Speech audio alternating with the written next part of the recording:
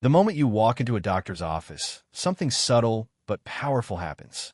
You might think you're being treated objectively, but your age has already triggered an invisible calculation in your doctor's mind. Seniors are mentally labeled as expensive or high maintenance before they even say a word. This isn't about malicious intent. It's systemic, built into medical training. Doctors are taught to manage time, resources, and efficiency, and seniors automatically fall into the complex patient category. That means longer appointments, more potential tests, and a more complicated treatment plan. The problem? Many doctors, feeling pressured by insurance quotas and shrinking reimbursements, unconsciously avoid complexity, often at your expense. Dr. Sarah Henderson, a retired physician who now advocates for senior rights, told me, medical students are trained to think in terms of efficiency. Older patients are flagged as high-resource cases. They're automatically assumed to need more tests, more attention, and more time. This creates a bias before any examination even begins. And the statistics are alarming. Studies show that doctors spend 23% less time actively listening to patients over 65 and younger patients with identical symptoms. Let me give you an example. Maxine, a 74-year-old retired librarian, kept detailed symptom logs for weeks. She went to her appointment hoping to discuss chest pain, fatigue, and shortness of breath. But before she could finish her first sentence, the doctor interrupted her. "Let's focus on your main concern today," he said. Maxine tried to explain that all her symptoms were connected. The response? A sigh and, "We need to prioritize." Her chest pain, it turned out, wasn't just anxiety. It was the early stages of cardiac disease, a diagnosis delayed by 6 months because of preconceptions about her age. This kind of complexity aversion is rampant. Doctors often shy away from ordering comprehensive tests for seniors, fearing they'll uncover multiple problems that take time, attention, and sometimes expensive interventions. The psychological toll is enormous. Seniors feel dismissed, ignored, and powerless, and sometimes the delayed care can literally cost their lives. How to combat age bias immediately? The first step is to take control of the narrative in your appointments. Here's what the most successful seniors do. State clear, measurable health goals. Instead of saying, "I feel tired," try, "My energy levels have decreased by 40% over the last 3 months, and I want to identify the cause." This changes how the doctor sees you, from a difficult senior to a goal-oriented patient. Bring a 1-page health summary. Highlight progress you made through previous treatments. Doctors respond better to patients who actively participate rather than passively receive care. Schedule follow-up time. Say something like, "Doctor, I understand we have limited time today. Can we schedule a 30-minute appointment next week to discuss my cardiovascular concerns?" This respects their schedule while ensuring your concerns are addressed. Document everything. Take notes during the appointment. Studies show that when patients document details, doctors communicate more carefully and take concerns more seriously. By taking these steps, you begin reversing the age bias from the very first minute of your visit. 2. Medical gaslighting. When symptoms are dismissed as normal aging. Now, here's a term you need to know: medical gaslighting. And yes, it's real, especially for seniors. Doctors often dismiss legitimate symptoms as just aging. Fatigue becomes normal energy decline.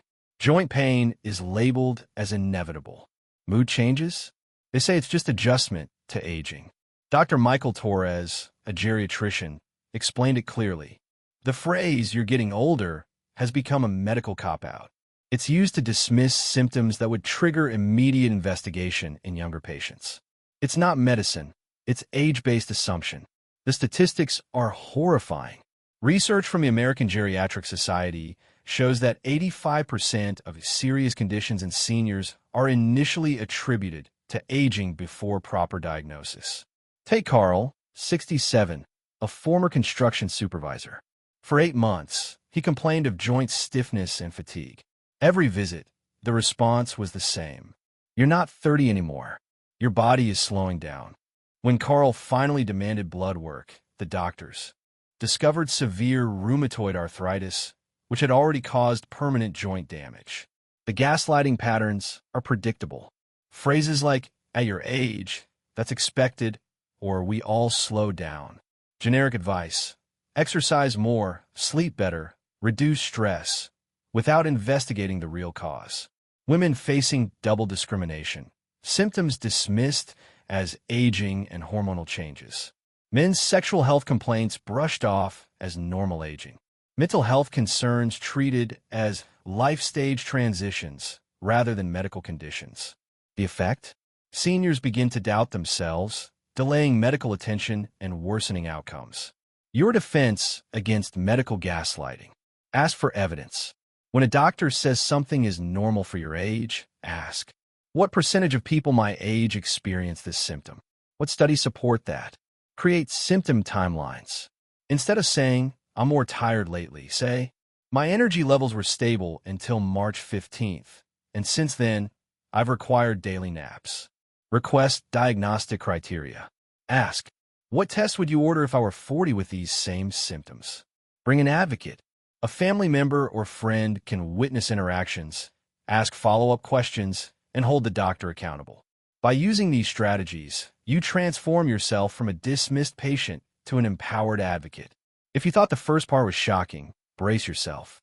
The next layer of medical ageism is even more subtle, and in some ways, far more dangerous.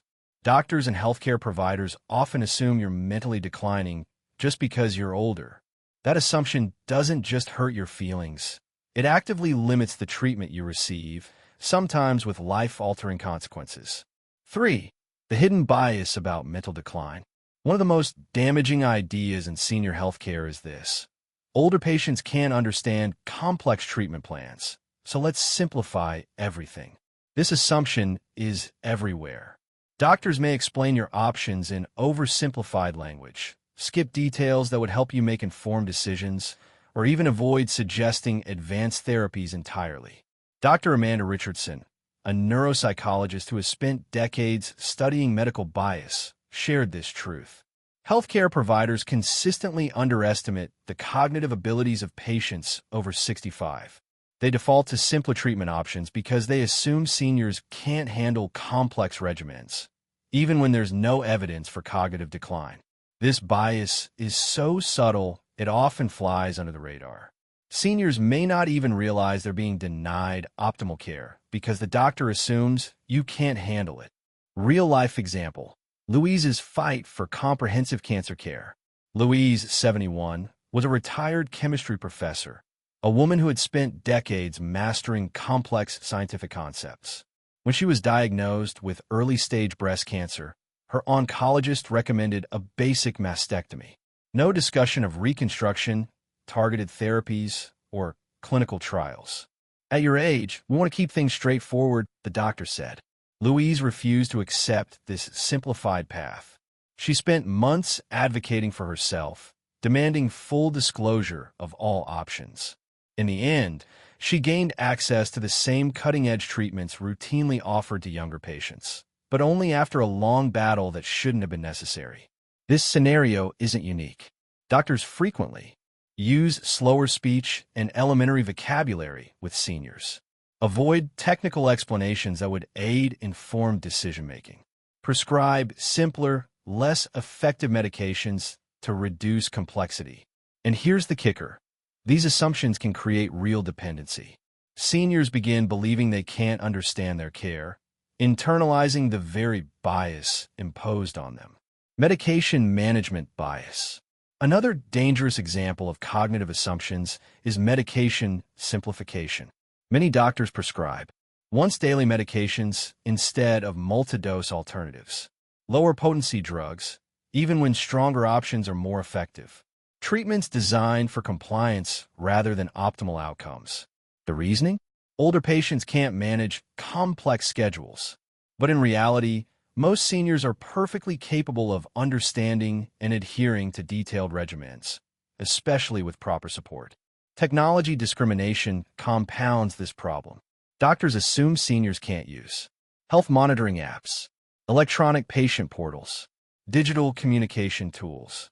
As a result, Older patients often miss out on the most effective healthcare tools available today.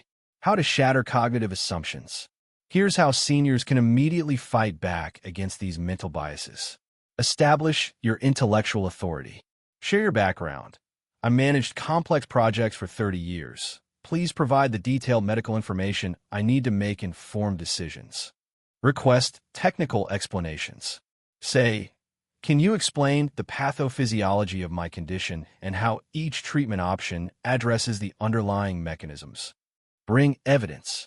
Articles, research notes, and summaries from other specialists demonstrate that you are engaged and capable. Challenge simplified recommendations. Ask, what additional therapies would you recommend if I were 45 with this same condition? Use technology proactively. Reference digital records, medication interactions, and health apps during the appointment. Show doctors that seniors are tech-savvy and attentive. Request written plans. Documenting every treatment ensures accountability and demonstrates that you are a partner in your healthcare, not a passive recipient. By following these steps, you're not just fighting bias. You're forcing the system to recognize your capacity, and that alone can change outcomes dramatically. 4. The disturbing truth about prescriptions and behavioral control. Now, let's move into an even darker reality. Medications used not to treat, but to control behavior. In senior healthcare, it's disturbingly common for sedatives to be prescribed to calm anxious patients, mood stabilizers to be used to quiet assertive or questioning seniors, antidepressants handed out because a patient asks too many questions. Dr. James Martinez, a former nursing home medical director turned patient advocate, exposed this openly. I've seen countless cases where drugs were prescribed not to improve health, but to reduce staff workload. Chemical restraint disguised as medical care. The numbers are staggering. Over 40% of seniors are prescribed at least one psychiatric medication, but only 12% have a diagnosed mental health condition that actually requires it. The rest? Simply being easier to manage. Real-life example. Beverly's recovery complication. Beverly, 69, a former school principal, underwent hip surgery. Frustrated by slow rehabilitation, she asked detailed questions about her recovery timeline. The response? She was labeled difficult and given anxiety medication. Result: confusion, balance problems, and a fall that broke her wrist. Her recovery was extended by 4 months, not because of the surgery, but because of medications prescribed for convenience, not care. Other common medication issues. Sleep aids given for normal age-related changes, not disorders. Pain medications withheld because seniors are seen as drug-seeking. Blood pressure medications prescribed at dizziness-inducing doses to reduce assertiveness. The most tragic part? These medications create the very problems they claim to treat. Sedatives confusion labeled as dementia. Mood stabilizers apathy diagnosed as depression. Sleep aids disrupted sleep cycles need more drugs. Your defense strategy against medication misuse. Understand exactly what each medication is for. Ask, what specific condition does this treat? And how will we know if it's working? Avoid vague prescriptions. Medications for general anxiety or agitation without diagnostic criteria are red flags. Research independently. Use reliable medical databases to understand side effects, interactions, and alternatives. Set measurable goals and timelines. Example: I want specific improvements within 4 weeks. Otherwise, we discontinue and explore alternatives. Request independent reviews. Pharmacists or geriatric specialists can identify unnecessary drugs and dangerous interactions. Document baseline abilities. Take cognitive tests, balance assessments, and mood evaluations before starting psychiatric meds. This gives evidence if you need to advocate for discontinuation. By now, you've seen how bias and cognitive assumptions shape your healthcare experience. But there's an even more insidious layer, one that affects treatment decisions at the most fundamental level. Behind the scenes, doctors and healthcare systems are often using economic calculations to determine how much care you're worth. And if you're a senior, you're automatically assigned a lower value. T sounds shocking, almost unbelievable, but it's happening every day. 5. The grim economics of senior healthcare. In medical ethics and hospital administration, there's a concept called quality-adjusted life years, QALYs. Essentially, this system assigns numerical value to the remaining years of a patient's life. A 40-year-old might be valued as having more productive years ahead than a 70-year-old, so expensive procedures, cutting-edge treatments, or aggressive interventions are more often offered to younger patients. Dr. Patricia Chen, an Ethikprofessor spezialising in Healthcare-Rationen, explained. Medical training includes an implicit calculation. How much investment is justified based on the patient's age and remaining quality of life? It's systematic age discrimination disguised as medical economics. This economic bias affects everything. Organ transplants, cancer treatments, preventive screenings, advanced surgical procedures. Seniors are routinely denied high-cost treatments, not because they wouldn't benefit, but because the system has decided their remaining years are less valuable. Real-life example, Walter's kidney battle. Walter, 68, a retired engineer, was diagnosed with kidney failure.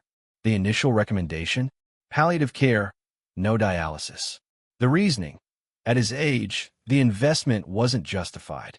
But Walter refused to accept this assessment. He fought for 3 months to access dialysis, the same life-saving treatment younger patients would receive automatically. The result? 7 more productive years. Years he could have lost if he'd blindly accepted age-based economic assumptions. This isn't just about kidneys. Seniors are often denied preventive imaging like MRI or CT scans, specialized diagnostic testing, aggressive cancer treatments, mental health therapy, and psychiatric care, all because the system sees age as a limiting factor, not medical evidence. Economic bias in emergency rooms. Emergency rooms are perhaps the clearest example of this cruel calculation. Studies show that seniors with identical symptoms as younger patients receive fewer diagnostic tests, have shorter examination times, are discharged more quickly. Emergency physicians admit privately that age impacts their clinical decision-making. Insurance companies compound the problem. Policies often favor younger patients for high-cost interventions and preventive care. Hospitals sometimes subtly encourage families to select cheaper, age-appropriate options for senior relatives, framing these as comfort care or best practices. Mental health and economic discrimination. The economic bias extends to mental health care, where therapy, counseling, and medications are considered less cost-effective for older adults. Depression, anxiety, and cognitive disorders are often dismissed as natural aging, rather than treated with the same standards used for younger patients. The result? Seniors internalize these messages. After repeated exposure to reduced treatment recommendations, many begin to believe their lives are somehow less worth saving. They stop advocating for aggressive care and accept substandard treatment, not because they want to, but because society tells them it's expected. Your defense against age-based economic bias. Ask direct questions about treatment decisions. Example, would you recommend the same treatment if I were 45? If not, what are the medical, not economic, reasons for the difference? Research outcomes for seniors. Many studies show older adults respond well to aggressive therapies, sometimes even better than expected. Bring this evidence to your consultations. Seek multiple opinions. Age-focused specialists, geriatric oncologists, and senior healthcare advocates can offer options that general practitioners might dismiss. Document age-based discrimination. Keep detailed records of when age appears to influence treatment recommendations. This documentation can support legal advocacy if necessary. Leverage advocacy groups. Organizations that specialize in senior rights and healthcare access can help appeal denied treatments and guide you toward equal care regardless of age. Refuse age-appropriate limitations if desired. You have the right to demand aggressive treatment, cutting-edge therapy, and comprehensive diagnostics. Your life's value is not determined by actuarial tables. Case study: the ripple effect of advocacy. Every time a senior challenges age-based assumption, the system begins to change, even if slowly. Walter's fight for dialysis not only gave him 7 additional years, but also influenced hospital staff to consider senior patients more carefully. Families witnessing advocacy begin to question whether their own loved ones are receiving optimal care. The medical establishment hopes seniors remain passive, accepting limitations and substandard treatment. But now that you understand these economic biases, you have the power to challenge them. And in doing so, you improve healthcare for every older adult who follows. If you think the challenges end with bias and economic calculations, think again. There's another, even more dangerous layer in senior healthcare: how medications are sometimes used not to treat, but to control behavior. This isn't conspiracy theory. It's documented by medical insiders and patient advocates. And if you're over 60, knowing this could literally save your life. 6. Medications used as behavioral control. Many seniors have experienced it without realizing. Certain drugs are prescribed not because they address a medical need, but because they make patients easier to manage in hospitals, clinics, or nursing homes. Common examples include sedatives for anxious or restless patients, mood stabilizers for those who question staff or are assertive, antidepressants for seniors who are vocal about their care.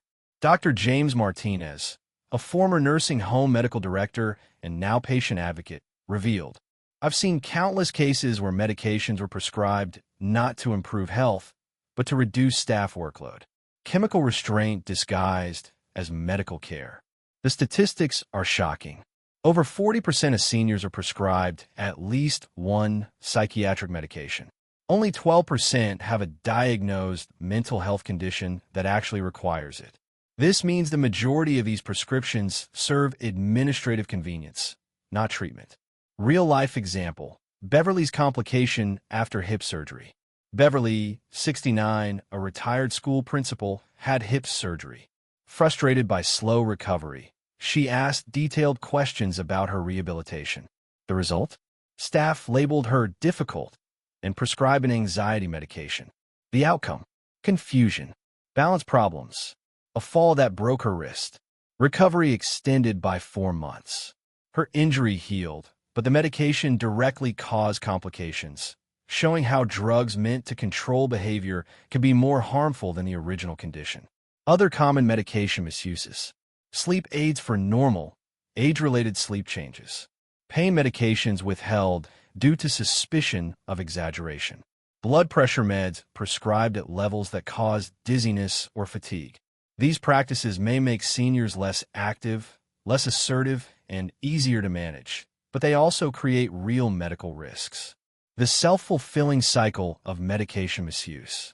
These medications often create the very problems they claim to treat. Sedatives confusion labeled as dementia. Mood stabilizers apathy diagnosed as depression. Sleep aids disrupted natural sleep require even more drugs. Facilities sometimes actively encourage this because medicated patients require less staff time, and insurance companies see psychiatric medications as cheaper than thorough evaluations. Even families, overwhelmed by caregiving, sometimes request these medications. How seniors can fight back. Know every medication's purpose. Ask, what exact condition does this treat? How will we measure success? When will we know to discontinue? Avoid vague prescriptions. Be skeptical of medications prescribed for general anxiety, agitation, or difficulty without clear medical evidence. Research independently. Use trusted databases to learn side effects, interactions, and alternatives. Set measurable goals and timelines. Example: I want specific improvements in 2 weeks. If not, we discontinue and explore alternatives. Request independent reviews. Pharmacists or geriatric specialists can identify unnecessary drugs and prevent dangerous interactions. Document baseline abilities. Take cognitive tests, mood assessments, and balance evaluations before starting any new drug. This provides evidence if medications negatively affect your health. Create a support network. Choose someone to advocate for you, especially if medications alter judgment, assertiveness, or cognitive abilities. This ensures your voice is heard and respected. Your empowerment checklist. By follow. Wing these steps, seniors can reduce the risk of medication-induced complications. Prevent unnecessary sedatives and mood stabilizers. Maintain autonomy over treatment decisions. Push back against subtle ageism in care. The key takeaway: you don't have to accept drugs as a substitute for proper care. Knowledge, documentation, and advocacy are your strongest weapons. By now, you've seen how economic bias and medication manipulation shape senior health care. But there's another hidden danger.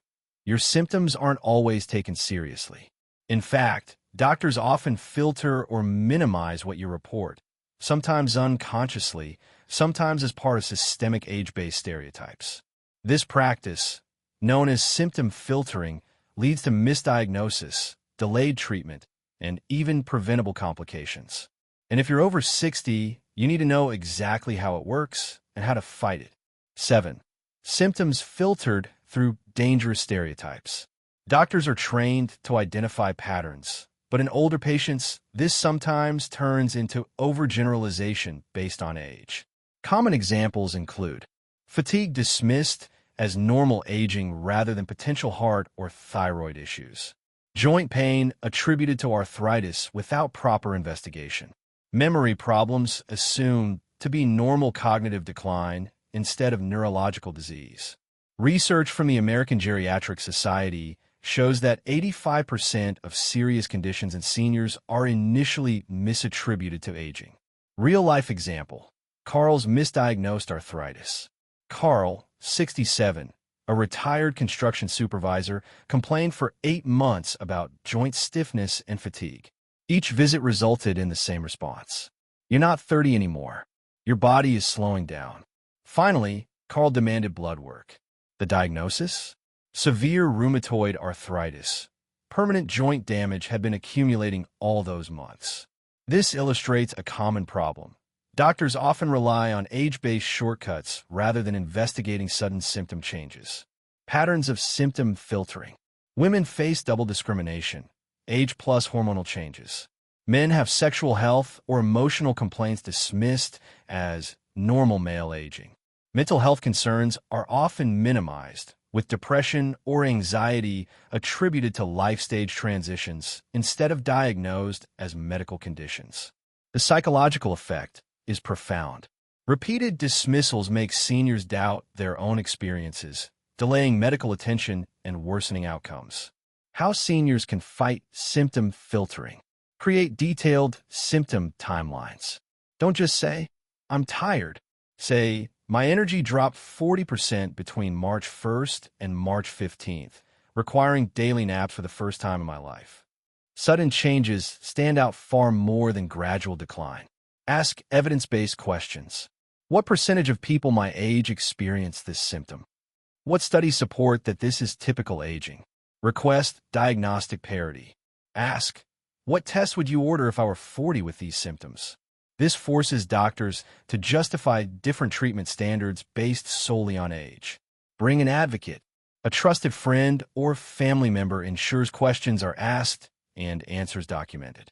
Doctors modify their responses when a third party observes dismissive behavior. Document everything.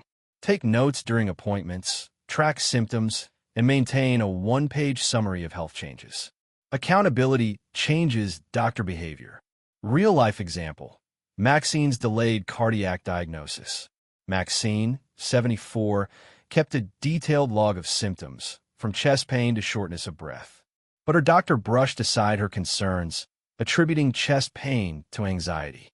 6 months later, she was finally diagnosed with a cardiac condition, dangerously delayed because her symptoms were filtered through assumptions about her age.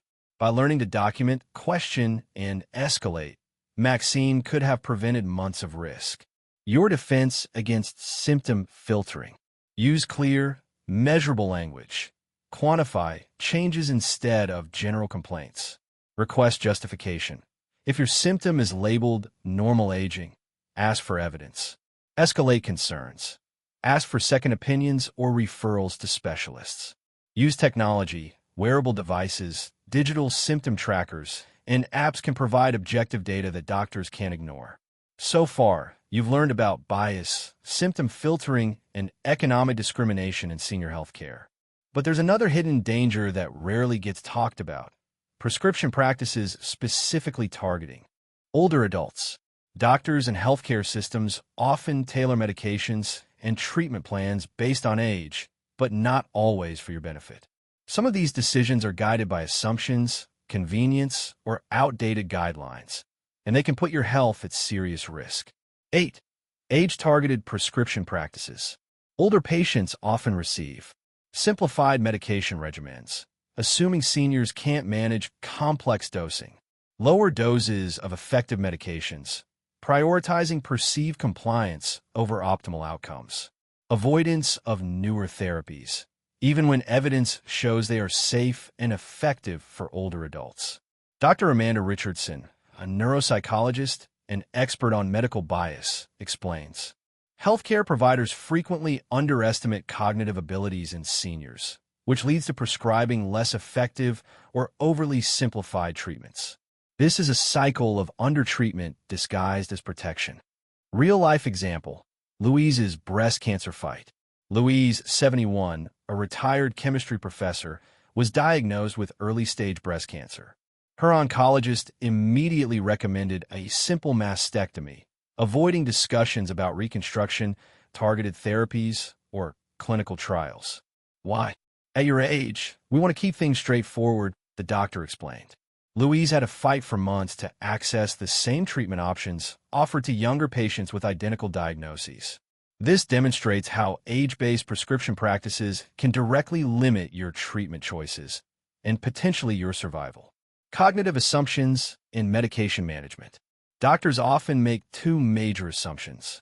Seniors can't manage complex treatment plans. Seniors can't use technology for health management. The result: less sophisticated therapies are offered. Medication regimens are simplified. Digital tools for health tracking are rarely recommended. This creates a self-fulfilling prophecy. Seniors internalize these expectations, believing they cannot manage complex care, which leads to dependency and diminished autonomy. Medication risks and side effects. Prescriptions designed for simplicity can actually cause harm. Once-daily dosing may be less effective than multi-dose alternatives. Sedatives or mood stabilizers may be prescribed unnecessarily, causing falls or cognitive decline. Pain or blood pressure medications may be adjusted based on age stereotypes rather than clinical need.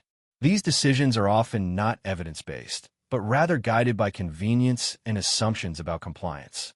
Your defense against age-targeted prescription practices. Show your cognitive and technical ability. Mention your professional experience, education, or technical skills to demonstrate you can handle complex regimens. Example: I've managed complex projects for decades. Please provide detailed treatment options using proper terminology. Request all available treatment options. Ask, what therapies would you recommend if I were 45 with this same condition? Use technology proactively. Reference digital health records. Use apps to track medications and side effects, and show familiarity with online tools. Demand detailed treatment documentation. Ask for a written treatment plan with all options, side effects, and expected outcomes. Question medication simplifications. Ask, are there more effective alternatives, and what is the evidence for choosing the simplified version? Monitor side effects carefully. Track cognitive function, balance, and daily performance to ensure medications aren't causing harm. Real-life example: Maxine's prescription challenge. Maxine, the 74-year-old retired librarian we met earlier, noticed her medications weren't addressing the root cause of her fatigue. By documenting her symptoms and asking for alternative therapies, she was able to switch to more effective medications and improve her health outcomes, all while staying fully in control of her treatment.